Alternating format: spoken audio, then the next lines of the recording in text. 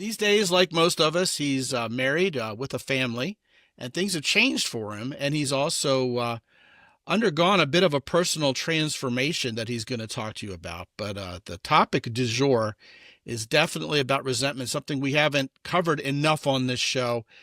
Frank Kermit, man, welcome. It's great to see you, buddy.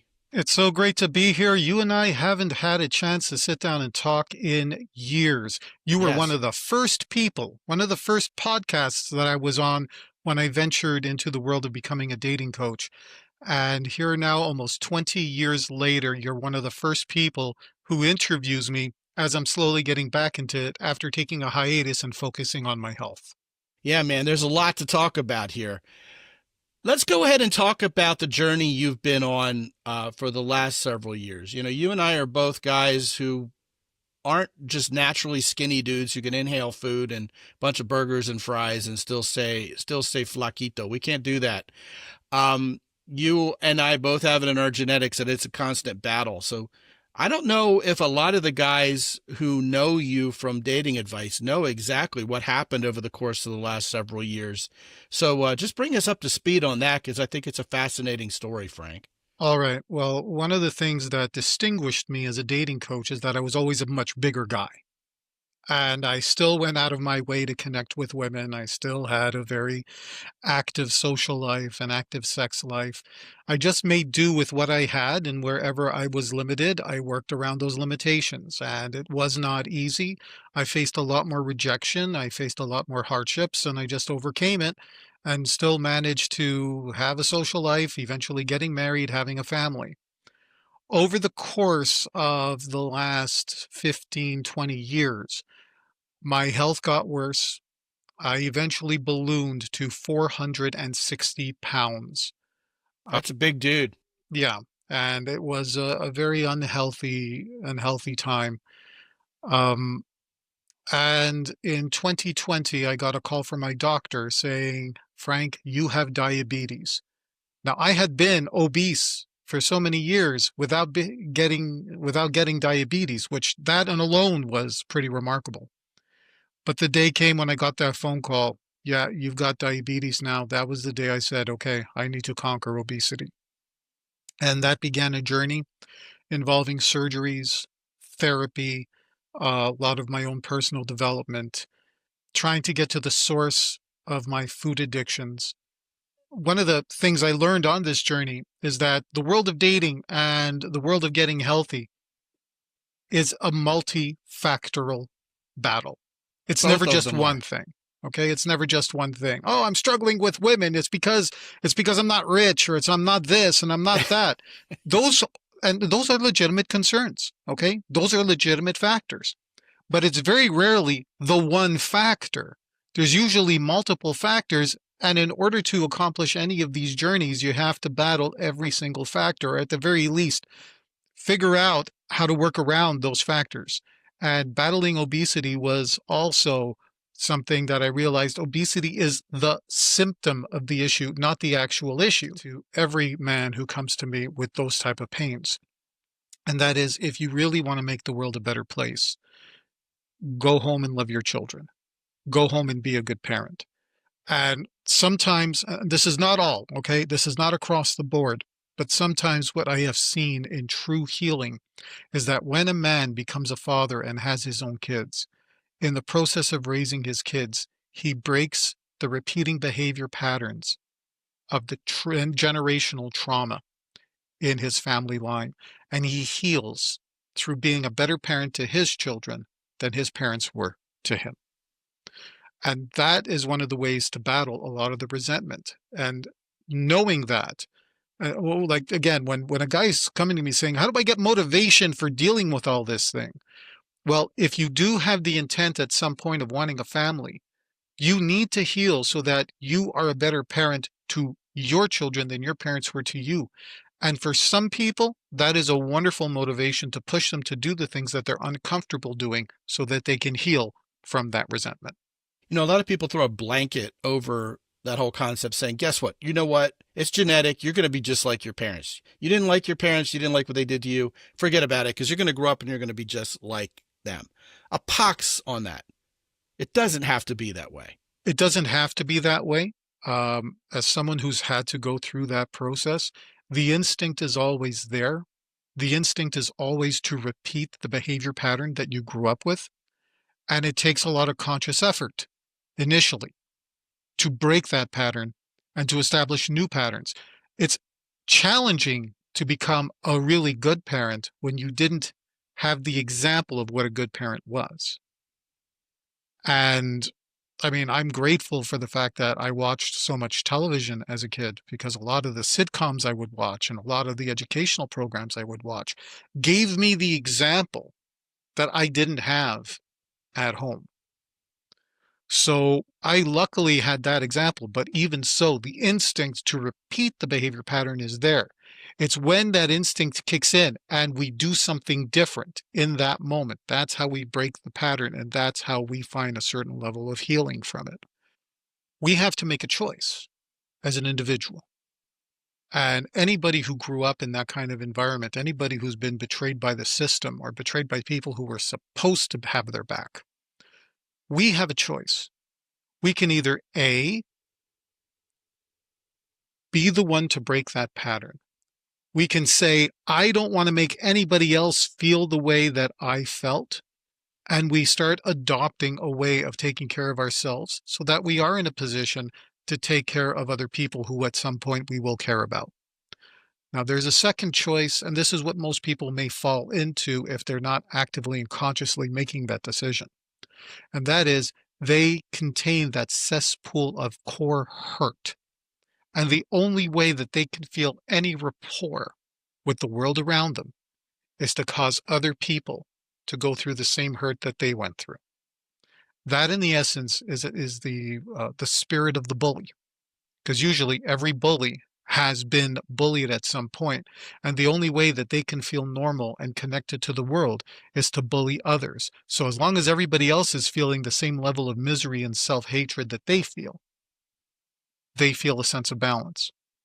And that's not an easy thing to break because once again, the resentment at the core of that is what makes people feel safe. So when It's you like see, junk food for the yeah, soul. it is. And the same way that, when I was obese, and I didn't want to process the intense emotions that would come up, eating, overeating was a great way to block out those feelings. And reaching a point where I'm not as obsessed with food. And I still have another year on this hard journey of healing from obesity. I still have another year to go. I've got a major surgery coming up in a couple of months from now. And going to food in order to deal with all of that resentment and negative emotion, I mean, that was my drug of choice. So I get it. But if I don't conquer this and if I don't heal from it, all I'm going to do is pass on that negativity to my family, my friends, the people I care about. And it has to stop with me. That resentment may feel good in the moment. Like we were saying, it's kind of like junk food. Feels good when Resentment you're makes you eating it, feel but it powerful. makes you unhealthy. Listen, when you get resentful about something, in that moment, you feel powerful. That's why I'd say it's related to having someone feel safe. Because when you're resentment, you're angry, you're focused, and you're going to make sure, and whether it be going after revenge or whether it's building up a wall, whether it's coming up with standards, whether it's finding some way to punish somebody else for the bad things that happened to you. And these Uh, guys find other people in their own little echo chambers online and build groups of themselves to yeah. encourage each other in that. One of the things that I did on this journey in healing from my obesity is that I identified people who had really hurt me, and one by one I reached out to them and I confronted them, and that was not an easy thing to do. What did that look like? Give me an example without mentioning any names. Okay, I reached out to a former elementary school teacher who, because of a incident, I was 11 years old, And it was the first time in my life I had contemplated suicide. And I had walked along a train track and I laid my neck down on the track, waiting for the next train to come. This was before the internet, so there was no way to know when the next train was coming. I mean, I was 11 years old. I didn't know any better. And by 9:30 at night, no train had come. And so I figured I better get home before my parents get mad at me. Uh, Ironically, yeah. So it's like, well, better get home. My parents are going to be mad at me because, the train had come. And I got the idea from watching an old black and white movie where I saw someone do that. And it was something I carried with me for over 40 some odd years. And as part of the healing journey, it's like, I got to get closure on this. So I reached out, tracked down that elementary school teacher, had an interaction with him, and I just let him know that what he did caused an 11-year-old boy to want to kill himself. how did that go? It was an online interaction. And at first, we had a little pleasant thing. And I says, well, I don't know if you remember me. And, we had a little interaction. And then I wrote to him and I told him everything that had happened. And I even said something along the lines of, look, I really hate you. And I'm letting you know that I hate you. And he never responded after that. No apologies, no nothing. He completely disappeared. But that's okay because I got it out of my system. I finally confronted somebody who hurt me. And then when the person that had put us together, because I had reached out and says, "Oh, hey, do you know where this teacher or this person is?" "Oh, yeah, here, I'll put you in contact." I let that person know about the whole story, and that person was no longer interested in communicating with me, and that's okay. Would you feel maybe as if you offloaded that resentment onto your elementary school teacher and now they resent you for bringing it up? It's possible, But but that's their problem. that's their problem. And I didn't say anything like, I want you dead or anything like that. I just wanted to say, had you done something like that in today's day and age, you probably would have lost your job. Um, but that's one example. Okay, one example. Now, not everybody has the opportunity to confront those people who hurt them. That's right. Some of them have passed on, or some of them are just not going to Okay. be able to be found at all. So I was fortunate in the sense that I had the chance to confront that particular person. But part of what I'm learning on this journey too is that that's not always necessary. Sometimes you can find peace in other ways. There's therapeutic methods. Talking to the empty chair is one of them. And I'm not trying to push that as one of the only options. I'm just pointing out that the resentment I carried from that, the absolute hatred, the fear, all of that, that is the core of most of the challenges we have. We carry things from childhood that fill in that resentment. And let's be clear here.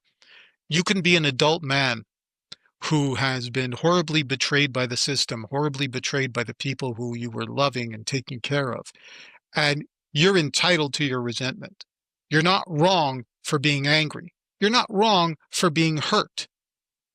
We have to be careful that in the process of trying to protect ourselves and trying to move forward in life, that we're not further limiting ourselves because of the bad actions of other people. Well, Frank, I'll tell you what, this has been a fantastic conversation. I think you're right on in everything you say. I do want to bring to light that you are still going onward with your weight loss journey. And because of the massive amount of weight you've lost, which I mean, man, that is just incredibly inspirational to a lot of us out here. I mean, 240 pounds? No, I started at 460 and I have lost half of that, 230 pounds. 30.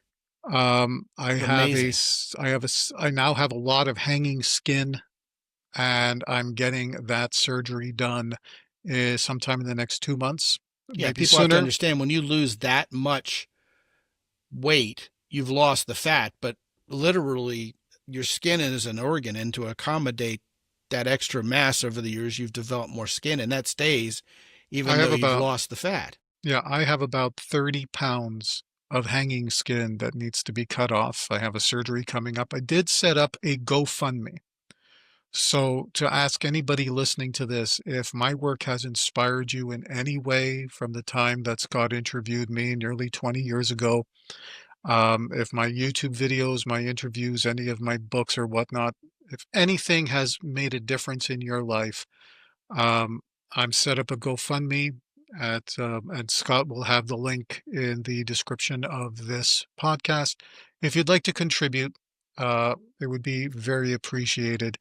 And I'm hoping that this is going to be my It's a Wonderful Life moment, where people that I have helped and inspired throughout my life will be able to come and help me now. Yeah, even on this podcast, lots of these insights that you've given today, Frank, are going to be very meaningful to a lot of these guys. So, especially a lot of you guys of means out there, if you would give a little bit towards what Frank's going through here and help him to kind of, punctuate this journey by getting the surgery he needs. I want to go ahead and clarify. Frank is in Canada. And there are good things and bad things about national health care. This would count as an elective surgery in Well, Canada, would it? no, part of the surgery is covered. Okay. Okay, part of the surgery is covered. What's not covered is the anesthesia that I have to pay for My myself goodness. and the plastic surgery to for reconstruction. So Now, that's the elective. yeah, and it's basically they're slicing off 30 pounds of having hanging skin. If you visit the website, you'll actually see a picture where I have a towel under the hanging skin and I'm lifting it up, and that's the part they're going to slice off. Once that slices off, the way the surgeon explained it to me is that I may have an irregular looking body. And I've already told him, look, you don't even have to save my belly button. Okay. I really don't care. I just want to be able to move forward with my life.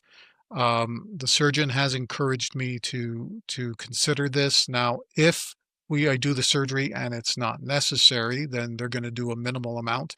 They're only going to know after they open me up. Yeah, well, I mean, I can't imagine someone going through such a surgery without anesthesia, first of all. I mean, I think you could just put a period on the end of that sentence. So these guys definitely should go contribute whatever they can to your GoFundMe. The URL that I've set up, guys, is mountaintopodcast.com/Frank Talks, FrankTalks, where you will be sent to a website that'll tell a little bit more about Frank's story, show the pictures he's talking about, and where you can contribute. Frank, man, it has been way too long, and I'm so glad we had this conversation today. Good back and forth on it. It's an important conversation, and not to be missed. We definitely talked frankly about it. So thanks again, my friend. Thank you, Scott. This is one of the first interviews I've done getting back into this. And it's, as always, you were one of the first people who interviewed me so many years ago when I first became a dating coach. And now that I'm on the tail end of this health journey, you're one of the first people to interview me again. So thank you very much for your support. Well, you're quite welcome, and back at you, man. It's always been good times. You know your stuff. You know women. You've been around the block. You're not a silver spoon guy. Like I'm not a silver spoon guy. Everything you've learned about women has been hard fought, so it's always a pleasure. Yeah. Yeah, man. I hope you'll come back and let us know how it went after the surgery's over. You've had some time to convalesce.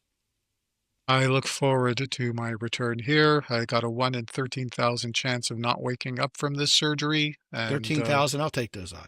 yeah, those are good odds in my favor. I'm going in there as healthy as possible. I don't have diabetes anymore. My asthma has been removed with the lifestyle changes. Um, I'm not on the number of medications I used to be on. So everything is good, but there's always that chance. And if I'm alive on the other end of it, I'll definitely be back on the podcast. Heck, man, I think we have a 1 in 13,000 chance of something else getting us before the surgery. I would take those odds. I mean, you're going to spend 30, 40,000 days on Earth. I mean, 1 in 13,000 every day. I take those odds. Excellent, excellent stuff, man. Just the fact that you can reverse diabetes is also probably the subject of an entire separate show. That's powerful. But yeah, man, great stuff. And once again, I appreciate you. All the best. Take care, my friend. Yeah. And guys, go to mountaintoppodcast.com. Check out our three main sponsors, Jocko Willink's company, Origin in Maine, thekeyport.com, and Hero Soap.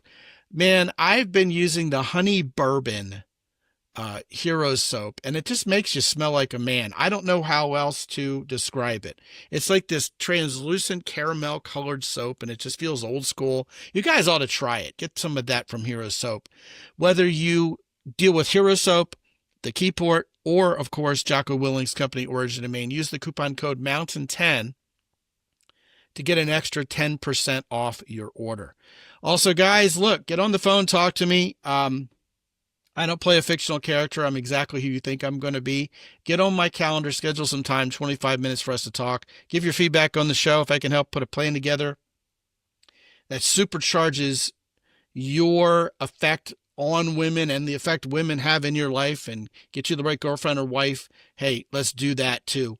All of that is there for you and more at mountaintoppodcast.com.